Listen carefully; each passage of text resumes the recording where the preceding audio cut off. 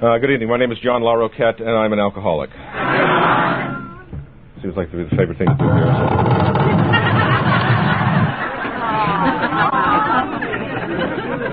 You know, I told myself I wasn't going to do that, but...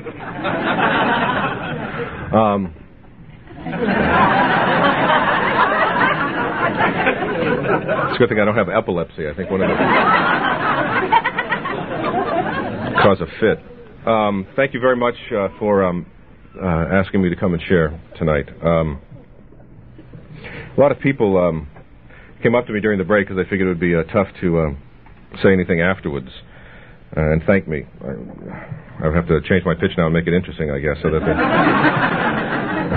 that they don't feel as though they were disappointed. Wow.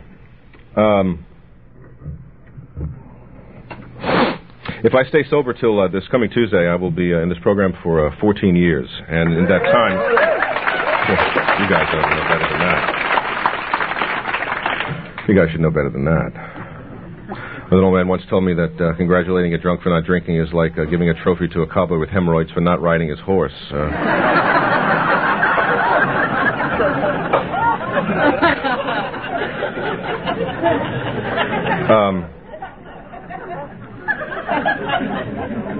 All right, so that you know, I've often wondered when speakers get up sometime, I notice that they take their watch off and put it on the podium to watch their time. I've never understood that.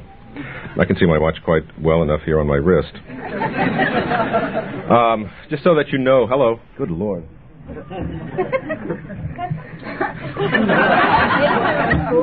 This is very cool. It is very cool that you're all here. Not for me, but for yourself. It's very cool that you're here. So that you know that I do belong here. I drank as much as I could get my hands on, as often as I could, for as long as I could. As an old, I'm sure many of you have heard this, but I'm part Irish. The CIA, Catholic Irish alcoholic.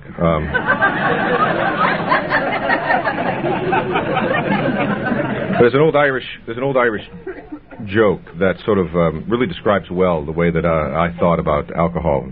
As I said, it's an old joke, and many of you have heard it, I'm sure. Maybe some of the young ones in the room haven't. Supposedly an Irishman, we'll call him Patty, just for the sake of argument, was walking along a beach one day, very thirsty, very tired, and he came across a bottle, an empty bottle in the sand of the beach, and he picked it up and tried to rub it off in order to see what it had on the label, and out of the bottle, smoke all of a sudden appeared, and above him was this huge genie appears above him. And the genie thanks him for getting him out of the bottle. He had been there for thousands and thousands of years. And because the genie was so grateful, he told the Irishman that he would give him 2 wishes. And the Irishman first looked at the genie and said, well, I've been walking on this beach for hours and I'm very, very thirsty. I would love just a big pint of Guinness. And the genie snaps his fingers. And in the hand of the Irishman appears this huge pint of Guinness, chocolate-colored liquid with this beautiful khaki-colored foam falling out of the top of the bottle. And the Irishman goes, glory be to God, and he drinks it down. As he takes it away from his lips, the pint begins to fill again until it's again to the top of the mug. And he is astonished, takes it and downs it. Oh, glory be to God. And as he takes it away from his hand, it again fills to the top, overflowing across his fingers like some sort of beautiful golden liquid. And the Irishman looks at the genie and says, now what's this? And the genie said, that is the eternal pint of Guinness. It will never be empty. Every time you drink it and take it away from your lips, it will fill again. For all of eternity, it shall never be empty. And the genie says, that is your first wish. And for your second wish? And the Irishman says, well, I'll have another one of these.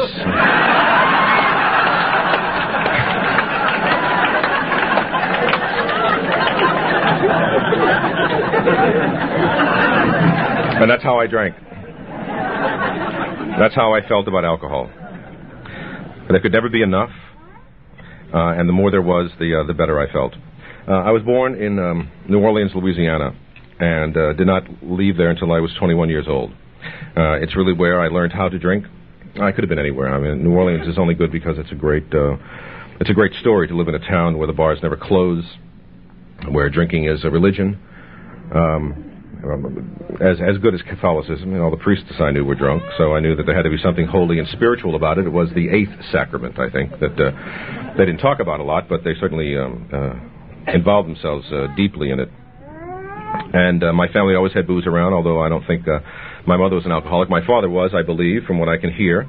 The stories I've been told, he left like a good alcoholic should when I was 2 years old. And I never saw him again. He died of this disease at some point in the 70s. I was doing a television series at the time and decided it was time to get to know him and saving up enough money to go to New Orleans and see him, and before I could leave, he died. So I never had a chance to sit down across the table from him and say, what did you do to me exactly? I want to know where I'm from. I used to think that if I knew reasons for things, then I could deal with them. Fortunately, in the time that I've been sober, I've come to realize it doesn't matter why or how I became an alcoholic or why I'm an alcoholic.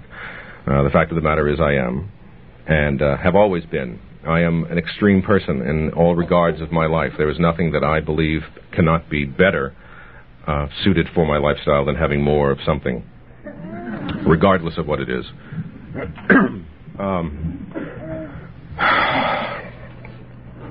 I started drinking when I was 18 years old. I like to put dates on things because it gives me symbols that I can then overinflate their importance in my life. And I was in a rock and roll band in the 60s in New Orleans, and we had played a gig somewhere in Biloxi, Mississippi. And this was 1965, and Vietnam was an extremely important subject of the day, and we met some soldiers who were being shipped off, and so we decided to party with them to help them, give them a bon voyage party. And we went into a liquor store. Now, I didn't have a lot of money, and I really wasn't that familiar with booze. In my house in New Orleans, we had a lot of wine and a lot of bourbon and a lot of beer. My uncles owned bars, but I wasn't that educated. And so I just started grabbing bottles off the shelves and got this great cacophony, this beautiful sort of miasma of different kinds of alcohol, from slow gin to vodka, bourbon, tequila. And I stuffed them in this coat I had, this big coat I had. Didn't pay for them, just sort of distracted the 80-year-old woman who was behind the counter at the time. And went to the beach and sat with these soldiers and started drinking. And somewhere between the slow gin and the vodka, something happened to me, something that had never happened to me before. For the first time in my life, I wasn't afraid. Now, I only know this in retrospect. I had lived with this low-grade fear all of my life. From the moments that I can remember, I was never comfortable with reality. I was never comfortable with exactly what was coming at me at the time, and I was always trying to alter it somehow. And before I discovered alcohol, I altered it by lying. I altered it by ignoring it. I was an only child, so I didn't have any brothers or sisters around to have any sort of gauge toward exactly how I was supposed to be living. My mother worked. She was out of the house a lot. I was reared basically by my grandparents, very nice people, very good Catholic people. No weirdness going on there. You know, my grandfather didn't sneak into my bed late at night or anything. Well, once, but it was really, I don't think it affected me, really. Sorry, Papa, that's not true. So anyway, here I was in this little town in Mississippi, and this, you know, as the Hindus talk about when you smoke opium, this dragon sort of uncoiled itself from the bottom of my spine and slowly moved up and grabbed my brain, and I was invincible for that moment. For that first moment in my life, I felt I was absolutely right in assuming I was better than everybody around me. I'd always thought that, but it was hard to live that life, you know, with all that fear standing in front of you. So I felt great. That was shortly before I threw up all over the Volkswagen that I was sitting in. I was insane. I mean, insanity it has different degrees of reality to it, and I know now that I was insane from the moment of consciousness. And I don't say that for bravado. It's true. I relate the story occasionally only because it shows the depths and the lengths I would go to in order to avoid my life and avoid responsibility, which is something that I take a great deal of pride in now, that I try to be responsible in my life. I respond to it.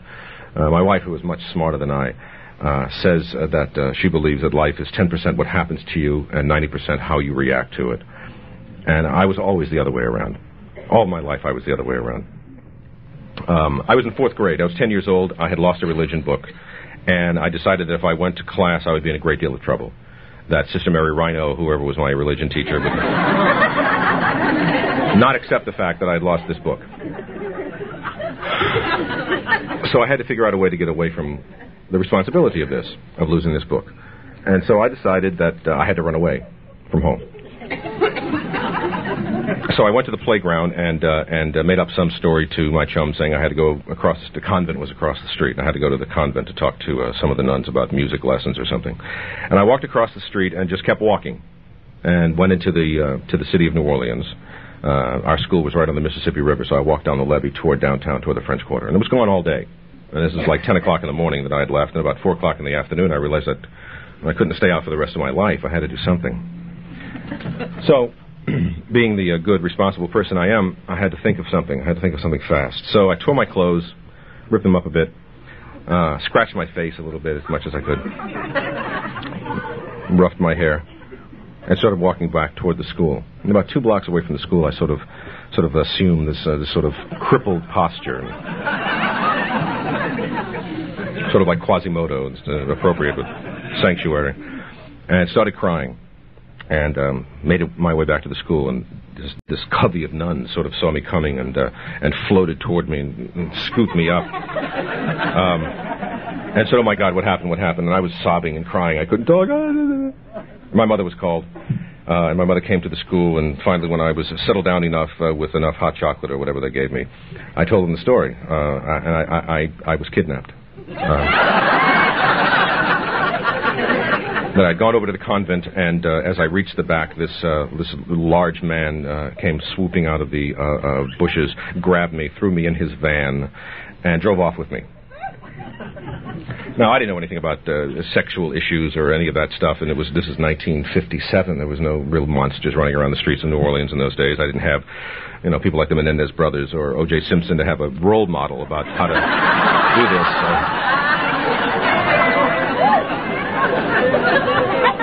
So I said that he had kept me in his van all day. Just kept me in his van. Why he would keep me in his van, I don't know. But that at some point he had parked his van and gotten out to check his oil, I don't know. And he gave me a chance to make my escape. And I made my escape. But I'd fallen when I'd gotten out of the van, hence my clothes were ruined, etc. Now, my mother, great enabler, I think, in final... just believed it, like, instantly. I could see the nuns looking at me rather askance. But I was taken home, and sobbing. And I thought, well, not bad. Got into bed. She gave me some Kellogg's Corn Flakes or something, and I watched the afternoon episode of Superman on the television, and figured I was fine until the police showed up to my house.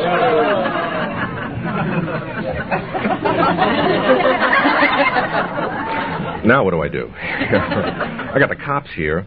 You know how we are. It just sort of starts building and building and building. All of a sudden, you've created this universe that you have to desperately keep juggling. And so I told them the story. I told them the story about how this big man had come out of the bushes and taken me away. And even then, I was a fairly competent actor, so I was very believable and gave them a very intricate description of this fellow. And I think I had seen an Orson Welles movie or something recently. The guy looked a lot like Orson Welles in my mind, so... And they very judiciously wrote down in their little notebooks and went away. And I thought that I was home free until they called about 2 days later and said they had caught him.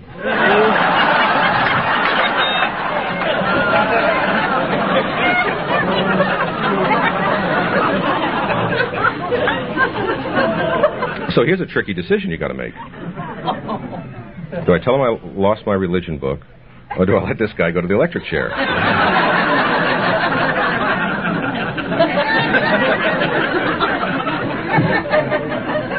And like when Jack Benny hesitated when the criminal said, your money or your life, and after about 2 seconds the guy said, what are you doing? He said, I'm thinking.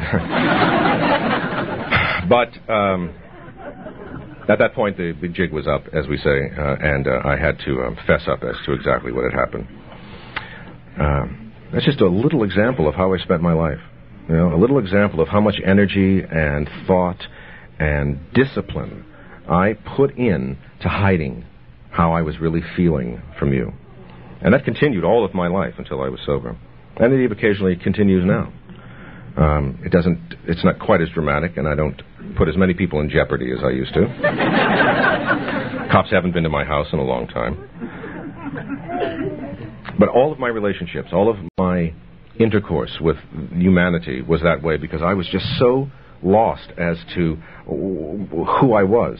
You know, and I don't mean that in an esoteric sort of spiritual way. I just didn't know. I was afraid of you. I was a coward. I lied whenever possible, even if to tell the truth was simple, direct, and would extricate me from the situation. It was much more to my liking to fabricate something. Now, there are people in this world that had relationships with me, particularly during the 60s, where I assumed another identity completely and absolutely. And there are people walking around the world now thinking that they had a boyfriend named Preston Macbeth who was from the north of England.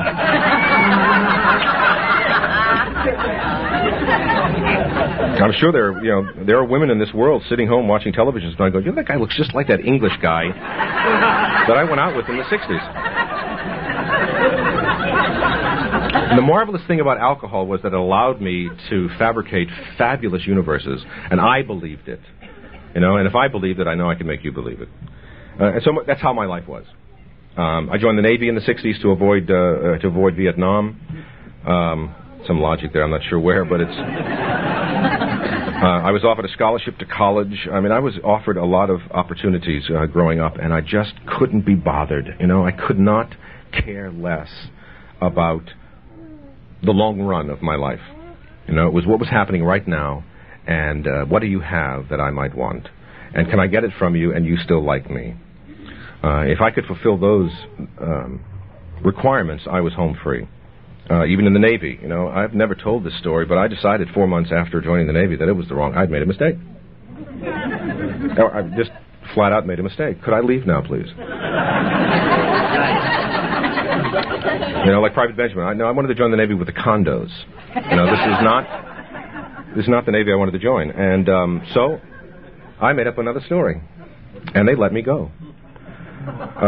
We won't get into the story. But it was the 60s, and it did have to do with LSD. But so I left the Navy, went to Colorado because the guy that used to make my LSD moved there. And that's actually the reason I left. I moved there because I wanted to be closer to the source. You know, sort of like buying organic greens. I wanted to make sure that there was no possibility of it being tainted on its way to me. So I moved to this little town in the middle of the mountains. I'd never been to a place that had hills before, being a Louisiana boy. And I helped him make my acid for a year. I got married on the Golden Gate Bridge in 1968 in San Francisco. Seemed like the appropriate thing to do. Just insane behavior. You know, it's amazing to me that I survived all of that. Forget winding up loaded dead somewhere. Nobody shot me. You know, nobody threw me into jail. In 1971, I was given a job asked to do a job in San Diego, California, to run a record company that had just begun. And so I went to San Diego to do this job, and 2 years later, I guess somewhat because of my lack of experience in the business, the record company was bankrupt. And so I had to make a decision. And I decided that I should go to Hollywood and become an actor. No experience. I had never done it before. But it seemed like the only choice I had at the time. So I moved to Los Angeles in the summer of 1973 and decided, well, within a year I'll be on a series and I'll have a good job and everything will be fine. And it was the time of the first oil embargo, so I didn't have a car. Just slowly just ripping out any possibility of a successful life. You know, just very thematically and deliberately sabotaging myself at every possible move. But somehow, you know, I kept moving. I kept going forward. And Los Angeles had actually taught me how to drink. Alcohol was definitely the drug of my choice. Maybe being French and Irish and being from New Orleans, it just seemed like the logical thing to do. It was the thing I was most comfortable with, and I did a lot of it. In 1974, I met a woman while doing a play. She was in the play with me, and I fell deeply in love with her, and promptly left the woman I was living with to go and see if I could destroy her life. We're still married, actually, today. And we have 3 children and a grandchild, and she is, I noticed the hands of some Al-Anons in the room, and my wife, I think, was the poster child for that. I've said this to her, you know, if she is the kind of person that if she were in a plane and it was going to crash right before it hit the ground, someone else's life would flash before her eyes.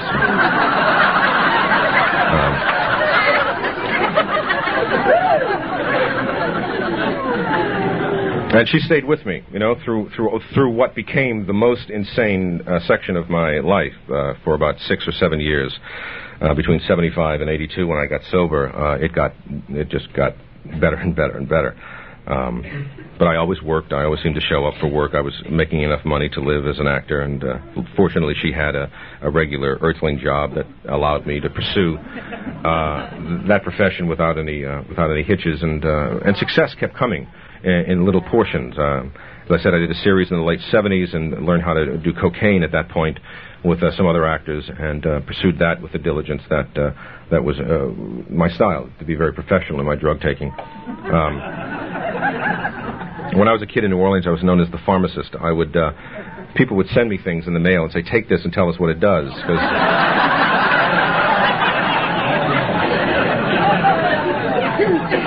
And I would judiciously take it, sit down, and, like Jekyll and Hyde, start taking notes. I sent my family away for a while in the 70s, thinking it would be better if we lived apart because it would be more economical, and I just wanted to be alone. I just wanted to be able to drink myself to death. I don't think that was ever the intention. I don't think I ever sat down and said, "I'm going to die tonight." But if I had, it would have been probably acceptable and predictable.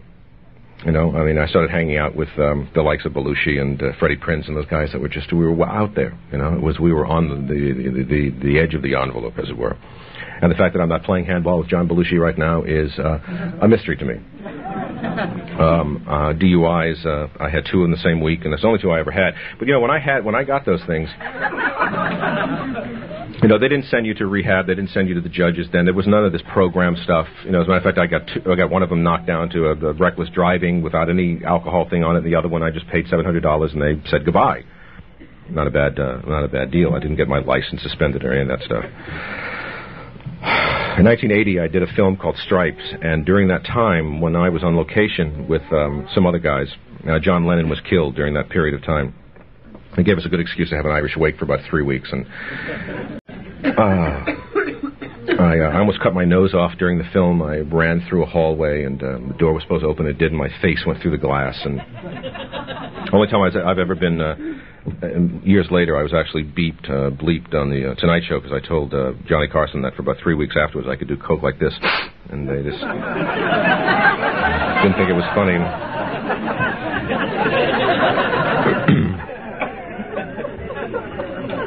So after Stripes, I started thinking that maybe there was a problem with the amount of drugs and alcohol that I was doing. And I was the sort of drunk that would disappear for a while. I wasn't violent, and I didn't do weird things at home, although Elizabeth might disagree with that. But I would just go away for days at a time. I would come to on planes, not knowing where I was going. Inevitably, it was always to New Orleans. Not knowing where I was going. Inevitably, it was always to New Orleans. And in the summer of '81, I just reached that point where if I'd stayed where I was, I would have gone around the bend completely. Those millions of voices in my head had gotten to this level of screaming at me that I just couldn't even see what was happening in front of me any longer. I couldn't hear myself. I couldn't answer any questions. There was just this barrage of incrimination and hatred going on about myself. And so I decided that I had to do something.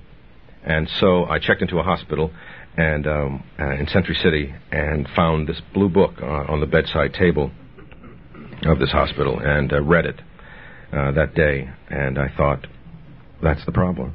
How simple. I'm an alcoholic. And I quickly left the hospital because then I figured that since I knew the problem, it was going to be easier to drink in peace now. There wouldn't be that nagging thing going on back in my head. What's wrong with me? Well, you're an alcoholic. Oh, right. No problem. And that lasted for about 6 months, and then it just, one of those nights. I don't know why it happened that night, but it happened that night that I was sitting at a friend's table with as much cocaine in front of me as I always like to have, and as much scotch in front of me as I always like to have, and something happened. That switch, that click, that phenomenal shift in perception occurred, where that moment I could not think of living without a drink, and the exact next moment I couldn't think of living with one. And I excused myself from the table and went home, and haven't had any need to do that since. And as my first sponsor said, when you take a man's alcohol away from him, what he's left with is his disease. And hence these rooms. When I first got here, I heard Mr. Hammer speaking at the beginning of the meeting and about walking into the rooms and seeing these things on the walls. Well, all I saw was God. I just saw the word God everywhere, and it was... What the hell have I gotten myself into? Woody Allen once said that most people think that he's an atheist, but God knows he's just the loyal opposition.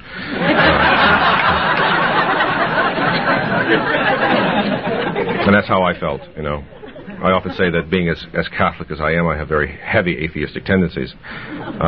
And so it was very difficult for me in the beginning. It wasn't difficult for me to stay sober. I knew that I had to do that. I mean, it had come to that point where I just knew, finally inside of myself, that moment of clarity had grabbed me enough to where I knew that if I would go back out into the world and try to do what I was doing again, that I would die.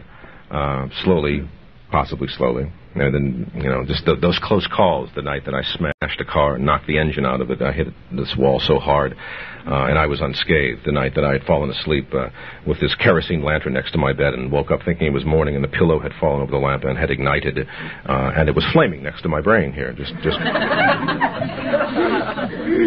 how did that happen?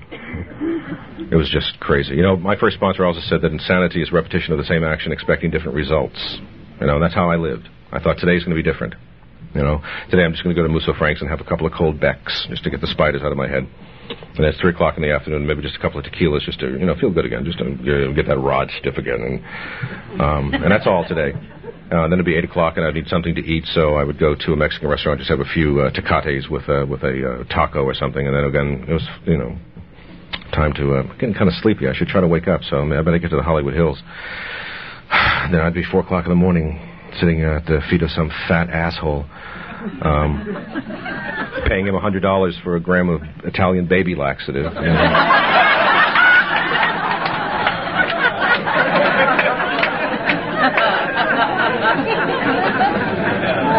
crawling home at 5:30 in the morning and going into the garage so that my family wouldn't see me once again. I had been out all night. Fall asleep in the garage behind some pillows and stuff that I had in there, where I was building this platform so I could do some Zen meditation.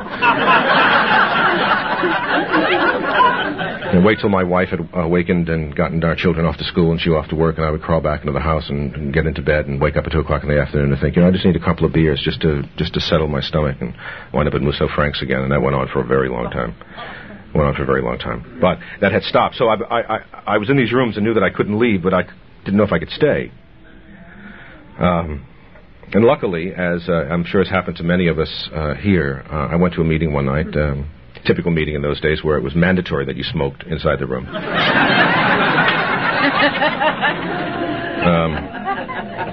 Someone once described AA as the church where you smoke. And sitting with a bunch of old men and bare light bulbs, the typical early 80s meeting where there wasn't a lot of young people. They were disguised as, I haven't had a drink since 1948.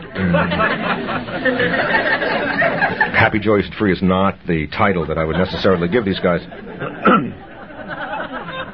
But the speaker that night was an actor who I had admired all my life. And my life fell out of his mouth. Very simply, every emotion, every almost incident, particularly being an actor that I admired and listening to his story, I realized that night that I was no different than anyone in this room. I was absolutely the same.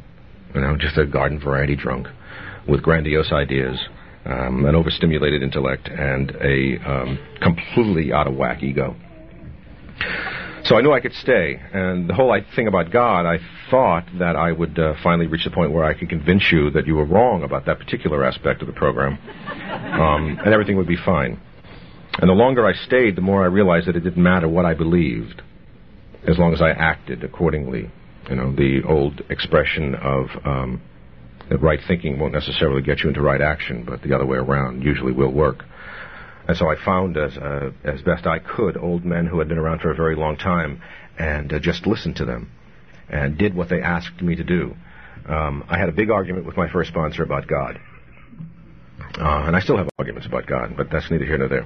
But he gave me a piece of paper, and on the paper he wrote, God as I understand God is, and put 3 dots behind it and said, go home and finish the sentence. So I went home and thought about this for a very long time, and wrote pages and pages about what I thought God was. And finally came what I thought was, just the quintessential distillation of every theory, every religious notion that had ever been conceived about God. And here I had created the perfect one. And I brought it back to him, and he took it, and he didn't even look at it, he just rumpled it up and said, "Good, now go home and pray to it."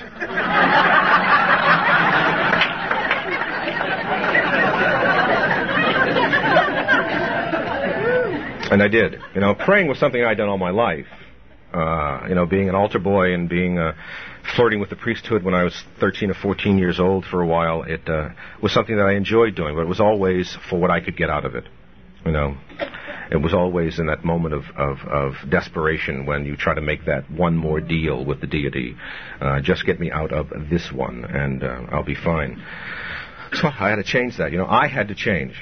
It didn't have to change. It had been working fine without me. He also pointed out to me that the steps are numbered for the intellectual, so that we don't get confused, And again, the extreme person I am, I became, Helen Keller of AA. I was just a zealot. I was an obnoxious, not that I'm not now, but I was far more obnoxious in those days. I would take the big book into bars and...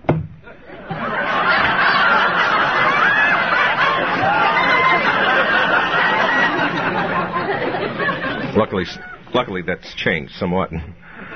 Now I just talk about it on national television every week.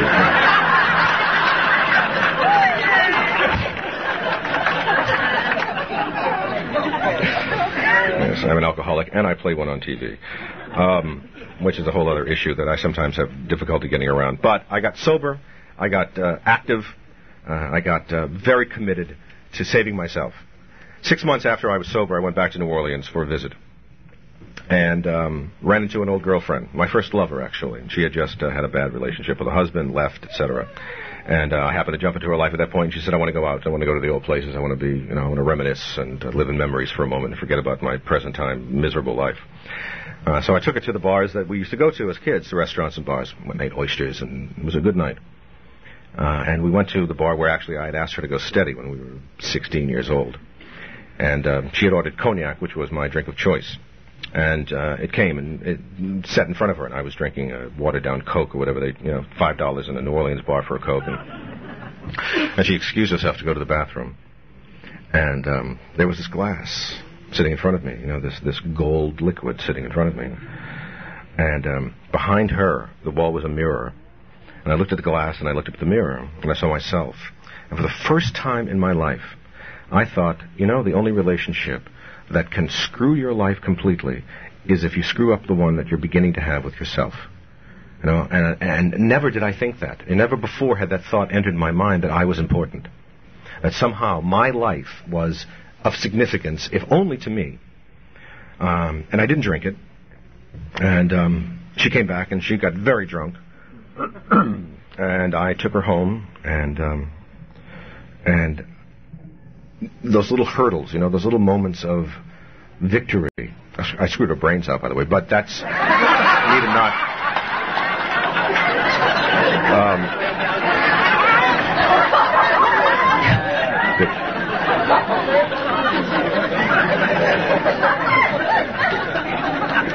This is being taped, isn't it?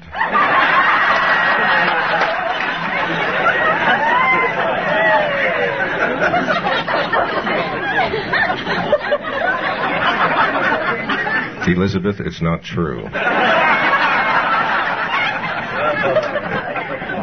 It was just to make them laugh, I promise. No, it wasn't. I found actually what I actually did was give her a meeting directory that I'd cut. New Orleans meetings are great, because New Orleans meetings go on all night long, because the bars are open all night long. So a meeting will start at 8 o'clock at night and not end until 6 o'clock in the morning. People don't want to leave the room. They know they can't leave the room.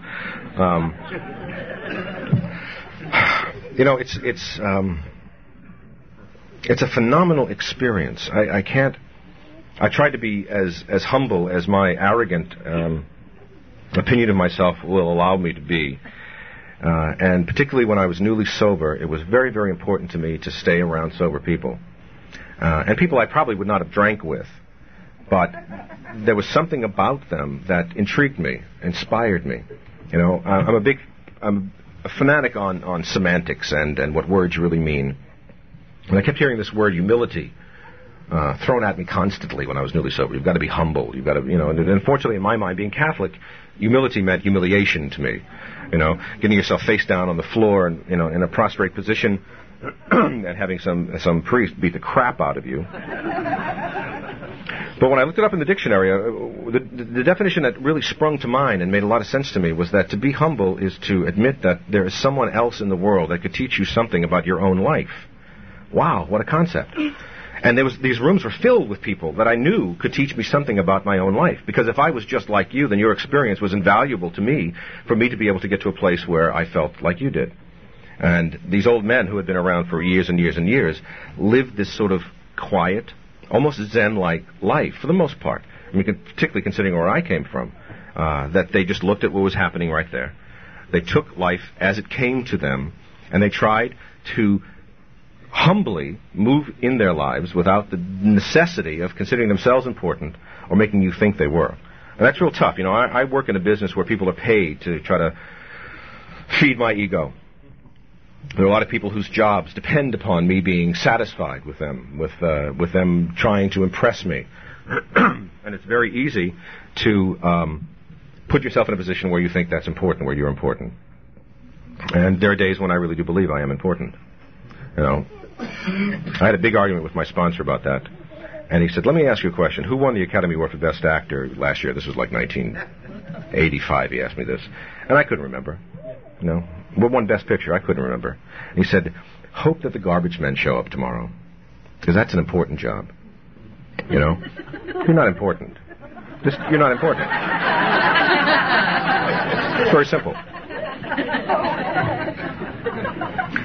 The more I move away from myself, the more I realize that I can be of worth in this world. But it's only when I'm allowing myself to move away from these self-involvements in my life that I realize that there is some good that can come from my existence. My children are... my son just celebrated a year of sobriety. I mean, he's 18 years old, you know, and can you imagine? I mean... You know, I used to tell him when he was 14, I used to, you know, helping loved ones. I mean, if any experience in this, it's the worst, the hardest, the most difficult, impossible situation in the world. Because you've got a child who worships you and hates you simultaneously. You know, who thinks you're the best thing in the world and you're the biggest asshole that's ever walked the planet. You know, so I used to just very calmly smash him against the wall. And say, listen, I'm saving a seat for you, asshole. Right? And that was the best I could do. Fortunately, he got to a point where he was arrested and, you know, drug, the whole Generation X bullshit. And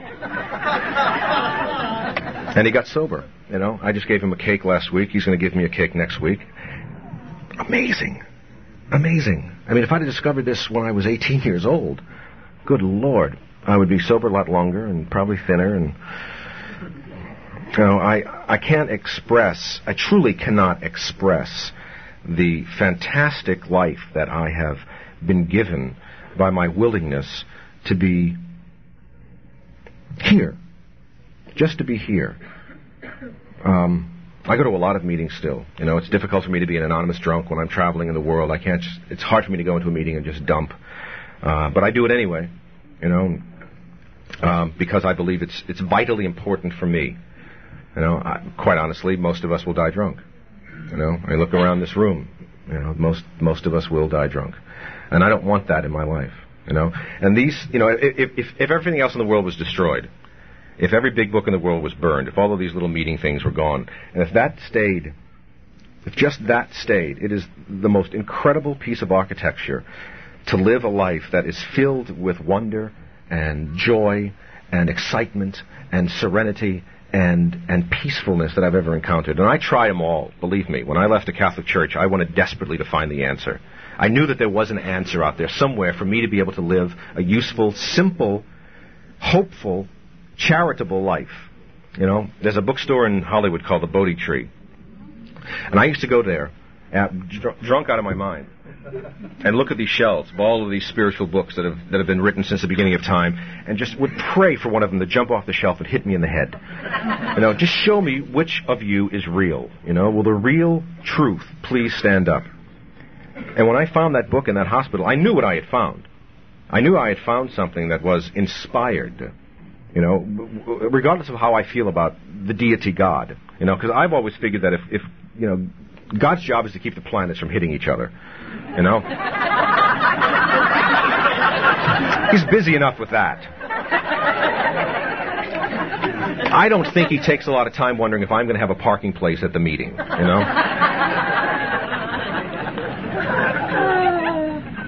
Another great, God stands for group of drunks. I'm sure we've all heard that. And that's what became God for me when I got sober. A group of drunks. And ego stands for edging God out. Boy, do the simple tasks that are asked of you in this program. Again, I refer back to my first sponsor a lot because he was my mentor. He was my guru that showed me a way that I could exist here. And he said to me once when I was riling against the book, particularly certain passages of it, which I thought were infantile and not very smartly written, etc., etc. He said, "Okay, do this." He said, "The only way that you can disprove a belief system is to adopt it. You can't stand outside of the experience and say it doesn't work. It doesn't make sense." So he said, if you can, for 1 year of your life, live this program. Really work the steps. Wake up in the morning and know that you are powerless over alcohol, that there is a power that can restore you to sanity, that you are willing to give your life over to that power, whatever that power is. If you can do that for 6 months, and at the end of that 6 months come back to me and say, you know what, this doesn't work. I am still miserable. My life is still in the shitter. It just doesn't work. He said, then I'll be happy to tell you, you know what, you're absolutely right. For you it doesn't. Bon voyage. Now, it's been my experience, and I've tried this a lot with guys, that if you do that, there's no way you can come back to me at the end of 6 months and say it doesn't work. Because it will. Objectively, subjectively, I know that this paradigm of existence works for alcoholics. I think it could work for a lot of other people who aren't alcoholic, but that's neither here nor there. Henry Miller once wrote an essay called The Hour of Man. He went to an AA meeting with a friend. He'd never heard of AA before. This is the late 40s. Henry Miller's a writer of some note. And he left the meeting and he wrote this essay. And he said that if the world worked like an Alcoholics Anonymous meeting, you could disband every police force and every army on the planet. We are here saving each other's lives on a constant basis, and you're welcome to join.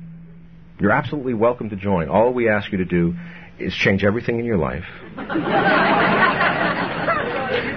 Admit that everything you know is wrong. And how can you be in two places at once when you're nowhere at all? It's a simple thing. It is not easy at times, but it's very simple.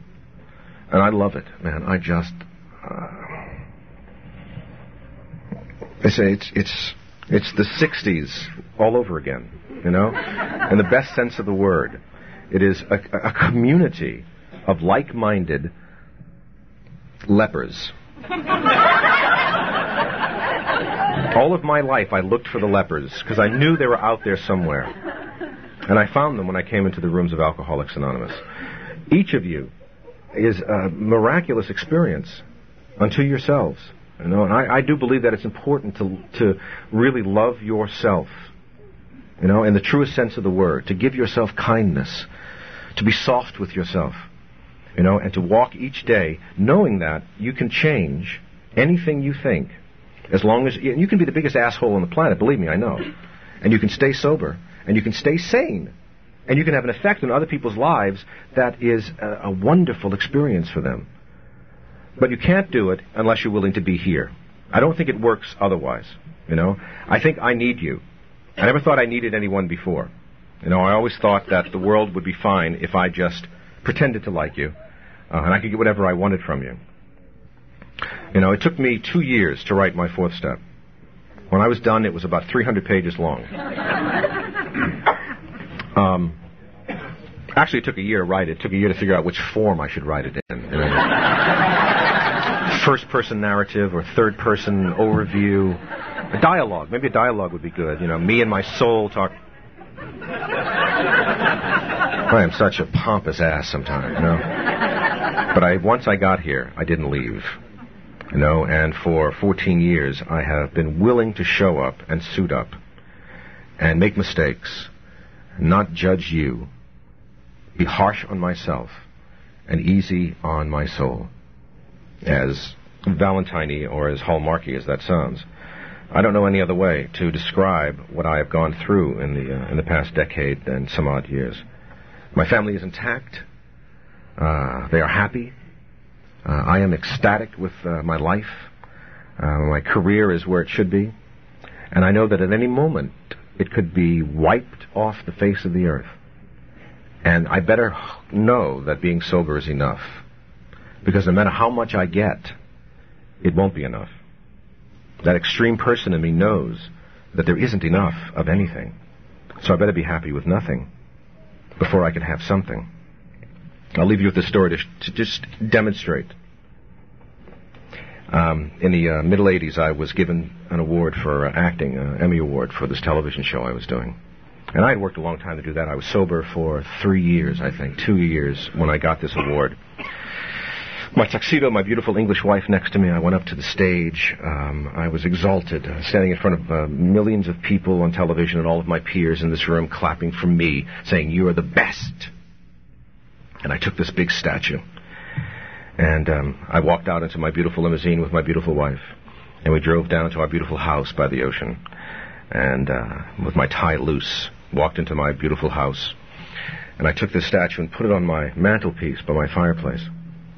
And I took my hand away. And my next thought was, I need one on the other end just to balance it off.